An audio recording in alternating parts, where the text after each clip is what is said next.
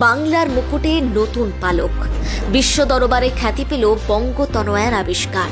রাত দিন এক করেন নতুন কিছু আবিষ্কারের কাজে। ম্যাসাচুসেটস ইনস্টিটিউট অব টেকনোলজির প্রধান আবিষ্কারক পদে রয়েছেন এই বঙ্গতনয়া। তৈরি করেছেন অণুর মতো পাতলা চিপ। অতি কম শক্তির যোগানে কাজ করা বৈদ্যুতিক সুইচ প্যানেল তৈরি করেছেন। প্রমাণ করে দিয়েছেন মস্তিষ্কের কঠিন রোগ কমাতে পারে প্রযুক্তির ব্যবহারে মস্তিষ্কের আরও নানান অসুখ কমানোর পদ্ধতি নিয়ে গবেষণা করছেন। কে তিনি? তার নাম দেবলীনা সরকার। স্বপ্ন শুধুই নতুন নতুন আবিষ্কার। এবার সেই আবিষ্কারের নেশা দিয়েই বিশ্ব দরবারে নাম উজ্জ্বল করলেন বঙ্গতনয়া। বাঙালির মেয়ের স্বপ্ন পূরণ বিদেশের মাটিতে। কি বানিয়েছেন তিনি? একটা পাতলা চিপ। পাতলা মানে কতটা পাতলা? একটা ধূলিকণার থেকেও ছোট, তার থেকেও পাতলা। হাতে নিলেও কিছুই বোঝা সম্ভব না।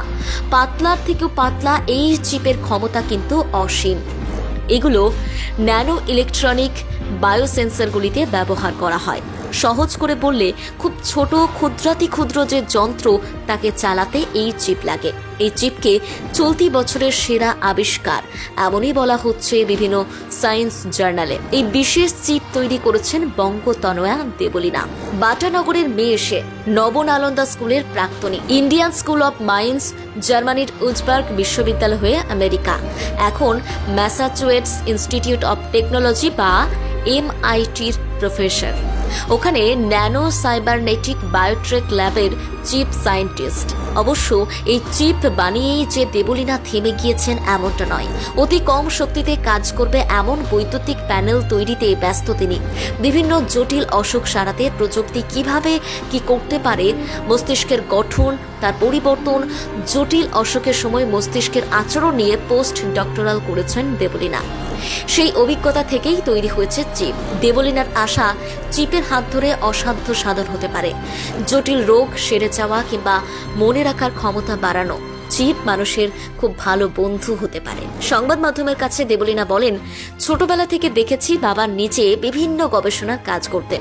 উনি এমন একটা ওয়াশিং মেশিন বানিয়েছিলেন যা বিদ্যুৎ ছাড়াই চলে।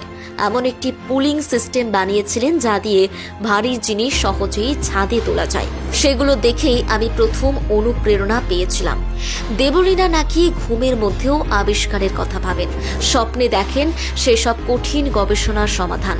তিনি বললেন, যখন গবেষণা করি তখন ধ্যান জ্ঞান সেইখানেই থাকে। অনেক সময় এমন হয়, হয়তো কোনো একটা গবেষণা নিয়ে ভাবছি কিন্তু কিছুতেই সমাধান হচ্ছে না। তখন স্বপ্নে অনেক সময় তার একটা সমাধান পাই। ঘুম থেকে উঠেই ভাবি এটা নিয়ে বুঝতে হবে। আসলে দিন রাত একটা কিছু নিয়ে ভাবলে সেটাই জীবনের সব কিছু হয়ে যায়। তখন সেটাই মাথায় ঘুরতে থাকে। প্রথম বাংলা ব্যুরো।